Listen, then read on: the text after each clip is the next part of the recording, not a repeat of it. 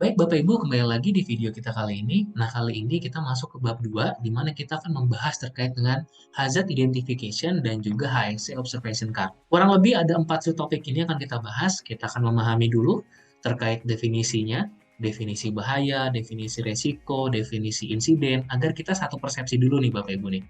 Kemudian kita juga memahami apa aja sih sumber-sumber bahaya yang ada di tempat kerja kita. Kita juga kemudian mampu bagaimana mengendalikan resiko agar jangan sampai menimbulkan kecelakaan. Dan terakhir kita akan bahas program terkait dengan HSC Observation Card.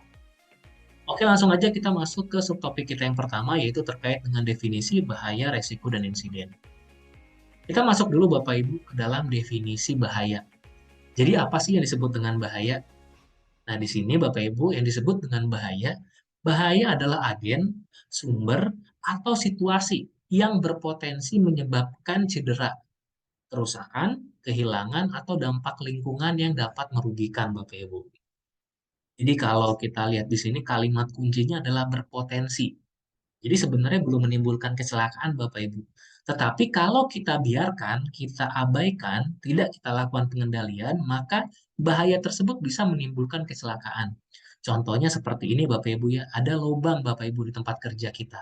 Ini merupakan bahaya. Artinya belum terjadi kecelakaan, tapi kalau kita biarkan lubang ini bisa menimbulkan kecelakaan. Sampai situ dulu, itu adalah definisi dari bahaya. Kemudian kita masuk Bapak Ibu ke definisi resiko. Apa itu resiko? Jadi sesuai dengan definisinya, resiko adalah tingkat kemungkinan suatu bahaya menimbulkan kecelakaan dengan dampak atau keparahan yang diakibatkannya. Jadi maksudnya apa nih Bapak Ibu?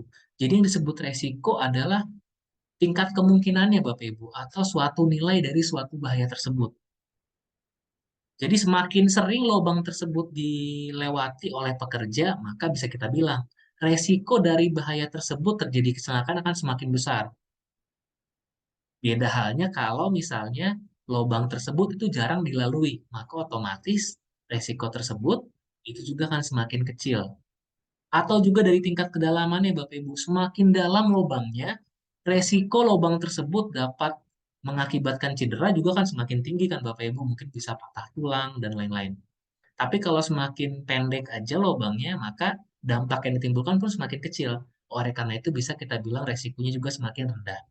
Jadi yang disebut resiko itu adalah nilai dari bahaya tersebut.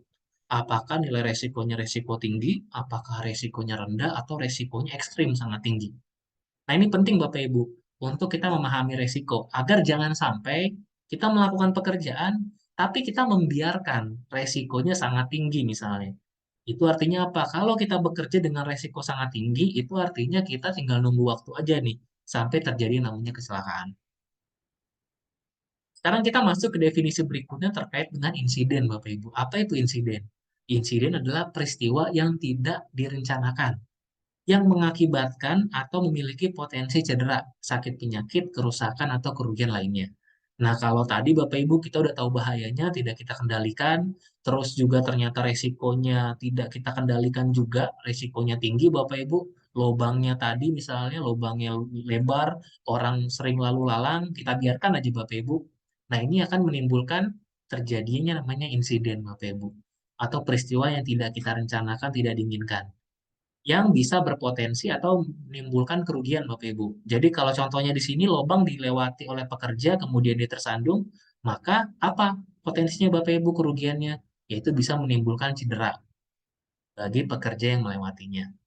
Jadi penting Bapak Ibu kita memahami dulu definisinya bahwa kita penting untuk bagaimana mengidentifikasi bahaya. Kalau kita menemukan bahaya itu kita kontrol agar nilai resikonya itu semakin kecil. Kalau nilai resikonya semakin kecil, maka peluang terjadinya insiden ini semakin rendah. Artinya kita dapat mencegah yang terjadinya namanya insiden. Oke, Bapak Ibu tadi itu terkait dengan definisinya. Sekarang kita masuk nih Bapak Ibu. Kira-kira apa aja sih sumber bahaya? Bahaya itu ada apa aja Bapak Ibu? Nah, kurang lebih Bapak Ibu bahaya itu terbagi menjadi dua Bapak Ibu ya. Yang pertama adalah sumber bahaya terkait dengan kondisi tidak aman, yaitu adalah situasi atau keadaan yang tidak langsung disebabkan oleh tindakan atau ketidaksengajaan dari satu atau lebih karyawan pada suatu lokasi yang dapat menyebabkan kecelakaan secara langsung. Mungkin kalau dari definisi agak membingungkan ya Bapak Ibu ya. Cara gampangnya adalah kondisi tidak aman, ini bahaya yang ditimbulkan dari kondisi sekitar, Bapak Ibu. Contohnya seperti lantai licin, atau ada ceceran, tumpahan di lantai, atau juga misalnya lokasi kerja yang panas atau bising. Itu merupakan kondisi tidak aman, Bapak Ibu. Bahaya yang ditimbulkan dari kondisi sekitar. Nah, sumber bahaya yang kedua adalah tindakan tidak aman, yaitu adalah bahaya yang ditimbulkan dari tindakan kita sendiri, dari para pekerja. Tindakan itu mampu membahayakan pekerja itu sendiri maupun orang lain, dapat menyebabkan terjadinya kecelakaan. Jadi kalau kita lihat di foto berikut ini, Bapak Ibu, kita bisa lihat ya, ada banyak bahaya Bapak Ibu. Terdiri dari kondisi tidak aman atau tindakan tidak aman.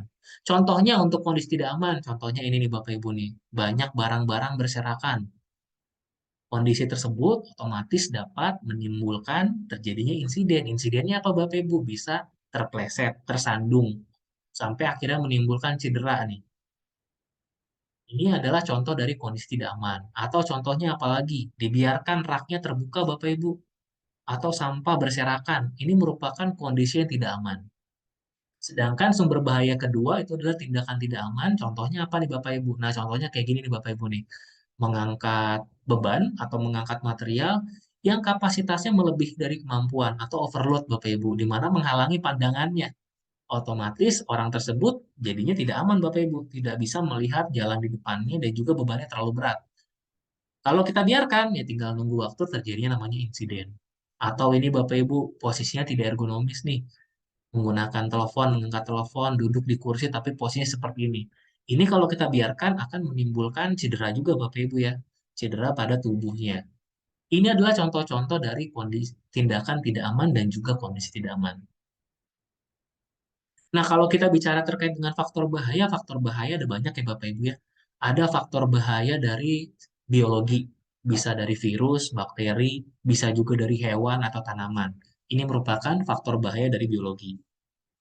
Yang kedua ada faktor bahaya dari kimia. Bapak Ibu mungkin sering lihat, ini ada piktogram ya Bapak Ibu ya. Ini adalah informasi yang berisikan suatu bahan atau material itu mengandung bahaya kimia. Kalau gambarnya seperti ini, berarti bahan tersebut ini mudah meledak. Kalau bahan tersebut seperti ini, gambarnya ini adalah mudah menyala atau terbakar. Dan simbol-simbol lainnya. Nah, ini adalah contoh faktor dari bahaya kimia. Kemudian ada juga faktor bahaya dari bahaya fisik atau mekanis. Contohnya bahaya fisik itu apa Bapak Ibu? Bahaya ketinggian, bahaya yang timbul dari mesin, alat kendaraan, atau alat berat bergerak, atau juga dari tekanan, kebisingan, suhu tinggi, arus listrik, licin, radiasi, itu merupakan bahaya dari faktor fisik. Contohnya seperti ini Bapak Ibu yang gambar-gambarnya ya. Kemudian ada juga faktor bahaya dari biomekanik Bapak Ibu. Contohnya kayak gerakan berulang, atau postur, atau posisi kerja, atau pengangkatan manual. Ini biasa kita sebut juga dengan bahaya ergonomis, Bapak Ibu ya, atau bahaya biomekanik. Contohnya saat kita melakukan pengangkatan, namun pengangkatannya salah, Bapak Ibu. Ini juga dapat berpotensi menimbulkan cedera. Atau faktor bahaya yang kelima, Bapak Ibu, terkait dengan bahaya sosial psikologis, seperti stres, apabila tempat kerja mengalami kekerasan, pelecehan, pengucilan, intimidasi, atau timbul dari emosi negatif. Ini merupakan bahaya-bahaya yang bisa timbul di tempat kerja yang merupakan dari faktor bahaya sosial psikologis. Nah, dari sini Bapak Ibu kita tahu tadi apa aja faktor-faktor bahaya, apa aja sumber-sumber bahaya tadi, ada dari tindakan tidak aman, kondisi tidak aman. Oleh karena itu penting Bapak Ibu kita memahami terkait dengan proses manajemen resiko. Maksudnya apa sih proses manajemen resiko ini? Yaitu adalah proses penilaian resiko merupakan tahapan dalam melakukan pengelolaan resiko Bapak Ibu. Jadi kita udah tahu nih bahayanya bahaya apa saja. Nah, makanya itu kita harus kelola nih. Kita kurangi nilai resikonya agar jangan sampai terjadinya yang namanya kecelakaan. Ada beberapa tahapan Bapak Ibu dalam pengelolaan resiko yang kita mengacu pada ISO 31000 terkait dengan pengelolaan manajemen resiko Bapak Ibu yang dibagi menjadi 3 tahapan. Tahapan pertama adalah melakukan identifikasi bahaya dan resiko yang bisa kita lakukan dengan program-program berikut ini. Misalnya kita melakukan observasi, observasi karya kerja kita. Kita melakukan inspeksi, kita melakukan diskusi dengan rekan-rekan kerja. Jadinya kita tahu apa aja nih bahayanya. Kemudian kita melakukan dokumentasi. Ini merupakan cara-cara kita untuk mengidentifikasi bahaya, untuk mengenali bahaya. Setelah kita mengenali bahaya dan resikonya, kemudian tahap kedua adalah kita menganalisa resikonya. Maksudnya menganalisa itu apa Bapak Ibu? Kita menilai apakah bahaya tersebut nilai resikonya itu tinggi, nilai resikonya rendah, nilai resikonya sedang. Kalau kita udah ketahuan tuh Bapak Ibu enak, nilai resikonya tinggi. Berarti itu kita jangan sampai tuh kita biarkan, kita harus kurangin nilai resikonya jadi rendah. Kalau misalnya kita menilai resiko tersebut sudah rendah, itu artinya bagus, kita bisa lanjut pekerjaan. Jadi penting Bapak Ibu setelah kita kenali bahaya dan resikonya, kemudian kita nilai, kita analisa resikonya. Caranya dengan menentukan nilai kemungkinan terjadinya kecelakaan dan juga menentukan dampaknya dari si bahaya tersebut. Kemudian yang ketiga, tahapannya adalah melakukan evaluasi resiko. Jadi kalau kita udah tahu tadi nilai resikonya berapa tinggi misalnya, ya kita harus kendalikan Bapak Ibu. Jangan sampai kita kerja dengan nilai resiko yang tinggi. Caranya bagaimana? Dengan melakukan eliminasi atau substitusi atau rekayasa engineering atau administrasi dan yang paling terakhir adalah alat pelindung diri. Kita akan bahas satu-satu Bapak Ibu terkait dengan proses-proses ini. Nah, tadi proses manajemen resiko masih ingat Bapak Ibu ya. Yang pertama, kita adalah melakukan identifikasi bahaya dan resikonya melalui observasi, inspeksi, diskusi, dan dokumentasi. Jadi di sini catatannya adalah identifikasi bahaya dan resiko ini dapat diartikan Bapak Ibu sebagai kita melakukan pencarian atau kita mengenali segala sesuatu yang ada di tempat kerja kita yang memiliki potensi dapat menimbulkan kerugian. Jadi kita bisa identifikasi nih Bapak Ibu, kita coba mengenali lingkungan kerja kita, ada nggak kondisi tidak aman? Contohnya, apakah jalan di tempat kerja kita licin? Apakah jalanannya berdebu? Apakah lokasi kerjanya ini, apa namanya, lokasi kerjanya ini terlalu ngap, panas misalnya Bapak Ibu. Atau kemudian kita lihat juga dari tindakan tidak aman.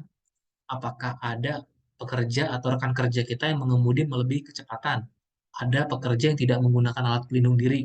Ini merupakan contoh-contoh dari tindakan tidak aman. Bagaimana caranya? Ya tadi, melalui observasi, datang langsung ke lokasi kerja, kita melakukan inspeksi menggunakan checklist, misalnya formulir, kita melakukan diskusi, tanya jawab sama pekerja yang bekerja di area tersebut, atau kita melakukan dokumentasi, kita review lagi nih prosedur-prosedur atau juga job safety analysis yang ada untuk pekerjaan tersebut. Ini adalah cara kita bagaimana mengidentifikasi bahaya atau risiko. Setelah kita tahu apa aja bahayanya, apa resikonya, kemudian baru kita nilai Bapak Ibu. Kita melakukan penilaian resikonya. Apakah pekerjaan tersebut nilai resikonya tinggi? Apakah nilai resikonya ini rendah, low, atau very low, atau sedang, medium, atau high, tinggi, atau sangat tinggi, very high. Yang bisa kita lihat dari matriks berikut ini Bapak Ibu. Contohnya nih Bapak Ibu, kalau tadi ya Bapak Ibu kita lihat ya, itu adalah terkait dengan lubang atau adanya ada permukaan lubang Bapak Ibu, ada lubang di tempat kerja kita. Nah, analisa risiko ini terdiri dari dua faktor Bapak Ibu ya, yaitu adalah tingkat kemungkinan dan juga tingkat keparahan. Tingkat kemungkinan biasanya seperti ini Bapak Ibu, ada low likelihood, medium likelihood, atau high likelihood. Jadi kemungkinan terjadinya kecelakaan ini kecil. Kalau ini terjadinya kecelakaan ini sedang. Ini resiko kecelakaannya ini kemungkinan terjadi kecelakaan ini tinggi. Atau kita lihat di sini. Ini adalah bagian dari nilai keparahan. Apakah keparahannya rendah, keparahannya sedang, atau keparahannya tinggi. Kalau kita lihat Bapak Ibu, kalau ternyata lubangnya cuma kecil aja nih, lubangnya diameternya cuma kecil aja Bapak Ibu.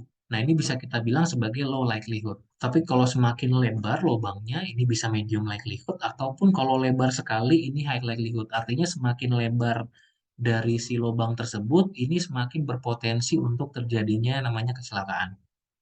Kita lihat lagi dari sisi faktor keparahan nih Bapak Ibu. Kalau kedalamannya cuma kecil aja kok Bapak Ibu, ya paling jatuh cuma basah aja gitu. Maka keparahannya pun dibilang kecil. Tapi kalau semakin tinggi kedalamannya, apalagi sampai seperti ini Bapak Ibu ya, high severity ini, otomatis berarti dampaknya bisa semakin besar. Bisa jadi orang itu tercemplung atau jatuh ke dalam lubang. Kalau jatuh ke dalam lubang kan bisa tenggelam ya Bapak Ibu ya. Maka tingkat keparahannya pun semakin besar. Dari tingkat kemungkinan dan tingkat keparahan, akhirnya kita bisa menentukan nih, apakah resiko dari pekerjaan tersebut, aktivitas tersebut, apakah dia very low atau sangat rendah, apakah dia medium, apakah dia high, atau dia very high. Ini secara umum Bapak Ibu ya, bagaimana kita menentukan nilai resiko. Tetapi yang berlaku di Kesorka, kita menggunakan matriks berikut Bapak Ibu. Nah, matriks berikut ini adalah menggambarkan bagaimana kita menentukan nilai risiko. Sama, kurang lebih sama Bapak Ibu ya. Terdiri dari tingkat kemungkinan dan juga tingkat keparahan. Tingkat kemungkinannya dibagi menjadi 5 nih. Tingkat kemungkinan yang langka, apakah kecil kemungkinan, nilainya 2 di sini. Apakah kadang-kadang 3, apakah mungkin, kalau hampir pasti ini bisa 5 nih Bapak Ibu. Kalau tingkat keparahan nih, dampaknya cuma kecil aja nih nilainya 1. Kalau dampaknya menengah 2. Kalau dampaknya besar 3. Kalau dampaknya parah 4. Dampaknya bencana ini 5. Nah, kita lihat Bapak Ibu. Kalau pekerjaan tersebut nih, misalnya kita melakukan pekerjaan di ketinggian. Kebetulan pekerjaan di ketinggian tersebut Bapak Ibu tingginya tinggi banget Bapak Ibu, yaitu sekitar 15 meter. Di mana kalau jatuh itu bisa menyebabkan kematian. Nah, dari keparahan ini bisa kita lihat nih, wah keparahannya parah nih. Kalau misalnya jatuh sampai kematian, nah kita bisa bilang ini adalah keparahannya 4. Kemudian kita lihat Bapak Ibu kemungkinannya. Apakah kemungkinannya itu sering terjadi? Apakah hampir pasti terjadi? Apakah mungkin atau kadang-kadang kecil atau langka? Kita lihat, oh ternyata banyak banget pekerja yang melakukan bekerja di ketinggian. Dan pekerjaan itu sulit Bapak Ibu. Sebelumnya belum pernah dilakukan. Orangnya pun belum pernah di training bekerja di ketinggian, belum ada sertifikasinya. Alat-alat yang digunakan pun alat-alat seadanya, nggak ada alat pelindung diri yang memungkinkan. Maka bisa kita sebut tingkat kemungkinan terjadinya kecelakaan dengan kondisi-kondisi tersebut itu adalah mungkin nih di sini. Oleh karena itu, kalau kita gabung, berapa sih nilai resikonya Bapak Ibu? Mungkin ketemu parah. Maka nilai resikonya adalah di sini Bapak Ibu, 16. Masuk ke dalam warna merah nih. Kalau warna merah itu artinya apa Bapak Ibu? Nah, ini artinya kalau di Kesorka. Kalau nilai dia 15 sampai 25, warnanya merah Bapak Ibu. Nah, ini artinya resiko tersebut tinggi. Artinya membutuhkan tindakan segera untuk mengendalikan bahaya. Artinya kita nggak boleh lanjutkan pekerjaan Bapak Ibu. Kita harus lakukan pengendalian dulu. Bagaimana cara pengendaliannya? Kalau bekerja di ketinggian tadi, berarti kita stop dulu Bapak Ibu. Orangnya harus di-trainingin dulu. Kita lengkapin dulu alat pelindung dirinya. Kita buat dulu dokumentasinya terkait dengan job safety analisisnya. Kita lihat lagi prosedurnya, sosialisasiin lagi kepada para pekerjanya. Mereka mengerti. Baru kita nilai lagi pengendalian resikonya ini. Kita nilai lagi, harapannya tadi dengan melakukan pengendalian-pengendalian tersebut, nilai resikonya bisa turun, Bapak Ibu. Mungkin nilai kemungkinannya jadi kecil nih, jadi 2. Terus tingkat keparahannya pun jadi menengah, jadi 4. Kalau 4 artinya apa, Bapak Ibu? Warna hijau. Artinya ini, rendah. Berarti resiko tersebut dapat diterima nih, Bapak Ibu. Dan juga tetap bisa kita lanjutkan pekerjaannya. Nah, jadi sampai sini mengerti Bapak Ibu ya. Pentingnya melakukan analisa resiko itu Bapak Ibu. Kita kenalin bahayanya, bahayanya kita nilai nih, apakah bisa kita terima atau jangan-jangan kita harus stop nih. Caranya dengan bagaimana? Dengan melakukan pengukuran atau penilaian dari tingkat kemungkinan dan juga dari tingkat keparahan. Nah, seperti itu ya Bapak Ibu ya. Kalau mau melihat lagi Bapak Ibu bagaimana menentukannya? Kalau tadi kan saya ceritanya lebih ke pakai kira-kira Bapak Ibu ya. Tapi Bapak Ibu bisa melihat ke dalam matriks ini Bapak Ibu. Yang disebut langka itu bagaimana sih penjelasannya? Yang disebut kecil kemungkinan itu bagaimana sih penjelasannya? Yang disebut hampir pasti itu seperti apa?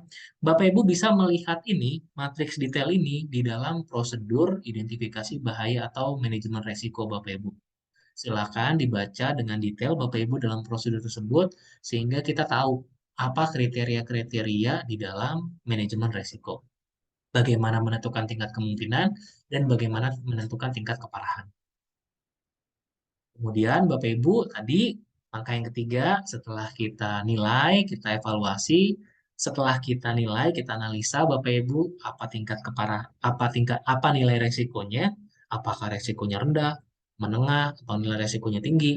Kemudian yang paling penting adalah kita kendalikan resikonya. Nah, kita mengacu ke sini ya Bapak Ibu ya, yaitu mengacu pada hierarki kontrol pengendalian bahaya, di mana ada 5 nih hierarkinya nih. Yang pertama adalah eliminasi, kemudian substitusi, rekayasa engineering, administrasi, dan terakhir adalah alat pelindung diri. Sesuai namanya hierarki Bapak Ibu, jadi yang paling diutamakan adalah yang atas dulu Bapak Ibu. Kalau yang atasnya nggak bisa dilakukan, baru kita turun ke bawah. Di mana yang paling bawah ini dinilai sebagai pengendalian resiko yang kurang efektif Bapak Ibu. Tapi tetap bisa kita lakukan ya. Tapi yang kita utamakan adalah pengendalian resiko yang ada di atasnya. Maksudnya apa nih Bapak Ibu? Nah, kita bahas satu-satu. Kalau eliminasi itu apa sih? Itu artinya adalah kita menghilangkan hal yang dapat menimbulkan bahaya. Contohnya nih, kita bekerja di area yang bising Bapak Ibu, di mana menggunakan genset yang udah rusak misalnya, jadi bisingnya tuh berlebihan. Bagaimana cara kita mengeliminasi? Ya, cara mengeliminasi adalah menghilangkan Bapak Ibu. Ya, artinya kita nggak usah gunakan deh, nggak usah dinyalain tuh gensetnya. Otomatis karena nggak dinyalain kan nggak keluar bising ya Bapak Ibu ya. Nah, itu adalah bagaimana kita mengendalikan bahaya secara eliminasi. Kita hilangkan bahayanya. Bagus, bagus. Tapi mungkin juga Bapak Ibu, pengendalian eliminasi ini sulit untuk dilakukan. Karena mau nggak mau kita harus menggunakan alat tersebut misalnya. Nah, kalau nggak bisa bagaimana? Mungkin kita turun lagi Bapak Ibu ke dalam pengendalian yang kedua, yaitu adalah substitusi. Yaitu adalah pengendalian dengan cara mengganti hal yang menimbulkan bahaya dengan harapan resikonya ini turun. Tapi sebenarnya masih ada Bapak Ibu. Contohnya apa? Kalau tadi gensetnya rusak nih, bising banget. Kita melakukan substitusi, ya udah kita ganti aja gensetnya itu dengan genset yang lebih halus suaranya. Jadi gensetnya lebih baru lah tahun pembuatannya. Otomatis bisingnya semakin berkurang. Nah, itu cara pengendalian dengan substitusi. Atau pengendalian yang cara ketiga Bapak Ibu, yaitu adalah dengan rekayasa engineering. Oh, kita modifikasi aja alatnya, peralatannya. Contohnya kita pasang aja peredam nih pada genset nih, jadi suaranya nggak sampai keluar nih. Kita lakukan rekayasa engineering di sini. Atau yang keempat, administrasi, yaitu adalah pengendalian dengan kita membuat aturan. Contohnya kita melakukan pelatihan agar orang-orang yang bekerja di area genset itu tuh tahu kalau kerja dekat genset harus pakai earplug misalnya. Kemudian juga kita pasang-pasang sign, kita pasang papan informasi bahaya kebisingan misalnya. Ini adalah merupakan cara administrasi. Baru deh yang ke terakhir Bapak Ibu, alat pelindung diri. Ini tujuannya adalah mengurangi dampaknya Bapak Ibu, bukan untuk menghilangkan bahayanya sebenarnya. Tapi tetap perlu kita lakukan, yaitu adalah contohnya seperti menggunakan earplug, menggunakan earmuff untuk mengurangi paparan dari kebisingan ke dalam telinga kita. Kurang lebih itu Bapak Ibu, bagaimana kita melakukan pengendalian resiko. Ada 5 tahapan ini. Jadi yang perlu Bapak ingat, ada banyak cara ya. Ada banyak cara untuk mengendalikan namanya resiko melalui 5 tahapan ini. Jangan dikit-dikit langsung APD, APD. Ingat, APD adalah hierarki yang paling rendah Bapak Ibu. Alangkah baiknya kita cari tahu dulu yang atas-atasnya ini bisa nggak dikendalikan. Kita juga bisa menggunakan gabungan Bapak Ibu. Saya mau melakukan substitusi, melakukan administrasi, sama APD. Itu lebih bagus Bapak Ibu ya. Jadi jangan cuma mengandalkan APD aja. Itu kurang tepat. Oke Bapak Ibu, itu dia tadi pengertian terkait dengan hazard identification ya. Bagaimana kita mengidentifikasi bahaya, melakukan evaluasi resiko, dan juga pengendalian resiko. Sekarang kita masuk ke dalam program nih Bapak Ibu nih. Seperti yang udah kita bahas tadi, kita di KS Orka ada program terkait dengan kartu observasi bahaya. Jadi sebenarnya ini adalah program Bapak Ibu untuk meningkatkan awareness kita, kepedulian kita, bagaimana kita mengenali lingkungan kerja kita, ada bahaya nggak nih? Ada tindakan tidak amankah? Ada kondisi tidak amankah? Kita kenali lingkungan kita Bapak Ibu. Nanti setelah kita kenali, oh ternyata ada nih bahaya nih Bapak Ibu nih, ada ceceran, ada atau ada tumpahan di lantai tempat kerja kita. Maka otomatis kita perlu melakukan pengendalian, kita bersihin misalnya Bapak Ibu, atau kita minta office boy untuk melakukan pembersihan. Kita lakukan pengendalian di situ Bapak Ibu. Setelah kita lakukan pengendalian, baru kemudian hal yang perlu kita lakukan adalah membuat reportnya Bapak Ibu, membuat laporannya. Melalui ini Bapak Ibu programnya, yaitu adalah HSC Observation Card. Di mana nanti Bapak Ibu silakan akan ada link atau Bapak Ibu silakan di masing-masing site nanti formulirnya akan beda-beda Bapak Ibu ya. Ini saya menggunakan formulir yang ada di Jakarta. Nanti di slide berikutnya saya akan tunjukkan linknya. Bapak Ibu bisa scan barcode nanti di situ. Bapak Ibu bisa mengisi kartu observasi bahayanya. Silakan diisi namanya, departemen Bapak Ibu di mana, kemudian juga tanggal Bapak melakukan observasi. Bapak tentukan nih observasinya, apakah tindakan yang aman, apakah kondisi tidak aman, apakah tindakan yang tidak aman, apakah terjadinya nirmis, nyaris celaka, apakah Bapak melakukan stop work, atau Bapak mau memberikan ide-ide HSE, silakan. Kartu observation card ini, karena di HSE observation card ini nggak hanya difokuskan pada tindakan tidak aman atau kondisi tidak aman aja Bapak Ibu. Tapi Bapak Ibu mau memberikan observasi terkait dengan tindakan aman juga bisa. Contohnya Bapak Ibu sedang berada di site, terus Bapak Ibu melihat ada pekerja, seorang pekerja sipil gitu Bapak Ibu ya, bekerja di ketinggian, alat pelindung dirinya lengkap, dia membuat job safety analysis, Bapak nilai itu bagus, silakan dibuat observasi juga nggak apa-apa. Yaitu adalah observasi terkait dengan tindakan yang aman. Nanti silakan diisi-isi Bapak Ibu informasinya, apa deskripsi kejadiannya, apa action-action yang sudah Bapak Ibu lakukan. Kalau misalnya perlu ditindaklanjuti, bagaimana eh, yang tindak lanjut yang Bapak Ibu harapkan perlu dilakukan.